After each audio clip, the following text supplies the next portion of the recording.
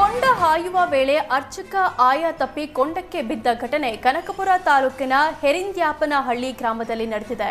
ಹೆರಿಂದ್ಯಾಪನಹಳ್ಳಿ ಶ್ರೀ ಪಟ್ಟಲಮ್ಮ ದೇವಿಯ ಕೊಂಡೋತ್ಸವದ ವೇಳೆ ಅರ್ಚಕ ಕರಿಯಪ್ಪ ಆಯ ತಪ್ಪಿ ಬೆಂಕಿಗೆ ಬಿದ್ದಿದ್ದಾನೆ. ಕೂಡಲೇ ಸ್ಥಳದಲ್ಲಿದ್ದ ಗ್ರಾಮಸ್ಥರು ಅರ್ಚಕನನ್ನ ಮೇಲೆತ್ತಿ ಆಸ್ಪತ್ರೆಗೆ ರವಾನಿಸಿದ್ದಾರೆ.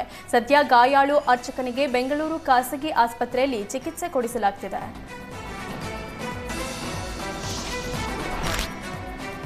2 ದಿನಗಳ ಅಂತರದಲ್ಲಿ 2 ಬೃಹತ್ ಹಾವುಗಳನ್ನು ಉರಗ ತಜ್ಞರು ರಕ್ಷಿಸಿದ್ದಾರೆ. ದಾವಣಗೆರೆಯ ಅಣ್ಣಾನಗರದ ಸಿದ್ದರಾಮೇಶ್ವರ ದೇವಾಲಯದಲ್ಲಿ ಕಟ್ಟಿರೋ ಹುತ್ತದಲ್ಲಿ ಅಡಗಿ ಕುಳಿತಿದ್ದ ಹಾವುಗಳನ್ನು ರಕ್ಷಣೆ ಮಾಡಲಾಗಿದೆ.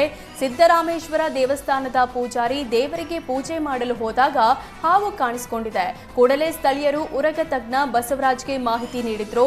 ಸ್ಥಳಕ್ಕೆ ಆಗಮಿಸಿದ ಉರಗ ತಜ್ಞ ಬಸವರಾಜ್ ಹುತ್ತದಲ್ಲಿ ಅಡಗಿದ್ದ 7 ಅಡಿ ಉದ್ದದ ಹಾವು ರಕ್ಷಣೆ ಮಾಡಿದ್ದಾರೆ. ಮತ್ತೊಂದೆಡೆ ಟ್ರ್ಯಾಕ್ಟರ್ ಗ್ಯಾರೇಜ್ನಲ್ಲಿ ಅಡಗಿ ಕುಳಿತಿದ್ದ 7 ಅಡಿ ಉದ್ದದ ಹಾವನ್ನ ರಕ್ಷಣೆ ಮಾಡಿ ಅರಣ್ಯ ಪ್ರದೇಶಕ್ಕೆ ಬಿಟ್ಟಿದ್ದಾರೆ.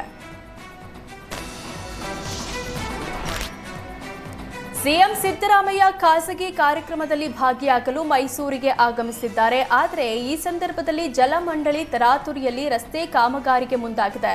ಇದು ಸ್ಥಳೀಯರ ಆಕ್ರೋಶಕ್ಕೆ ಕಾರಣವಾಗಿದೆ. ಸಿಎಂ ಆಗಮನದ ಹಿನ್ನೆಲೆ ತರಾತುರಿಯಲ್ಲಿ ರಸ್ತೆಗೆ ಡಾಂಬರ್ ಹಾಕುವ ಕೆಲಸ ಮಾಡಿದೆ. ಹೂಟಗಹಳ್ಳಿ ಕೂರ್ಗಳ್ಳಿ ಮುಖ್ಯ ರಸ್ತೆಯಲ್ಲಿ ತರಾತುರಿಯಲ್ಲಿ ಕಳಪೆ ಕಾಮಗಾರಿ ನಡೆಸಲಾಗಿದೆ. ಇದಕ್ಕೆ ಸಾರ್ವಜನಿಕರು ವಿರೋಧ ವ್ಯಕ್ತಪಡಿಸುತ್ತಿದ್ದು, ಇನ್ನು ಕಾಮಗಾರಿಗೆ ಪಿಡಬ್ಲ್ಯೂಡಿ ಇಲಾಖೆ ಹಾಗೂ ಜಲ ಮಂಡಳಿಯಿಂದ ಅನುಮತಿ ಪಡೆದಿಲ್ಲ ಎಂಬ ಆರೋಪ ಕೂಡ ಕೇಳಿಬಂದಿದೆ. ಸಾರ್ವಜನಿಕರ ತೆರಿಗೆ ಹಣವನ್ನ ದುಂದುವೆಚ್ಚ ಮಾಡುತ್ತಿದ್ದಾರೆ ಅಂತ ಸ್ಥಳೀಯರು ಆಕ್ರೋಶ ಹೊರಹಾಕಿದ್ದಾರೆ.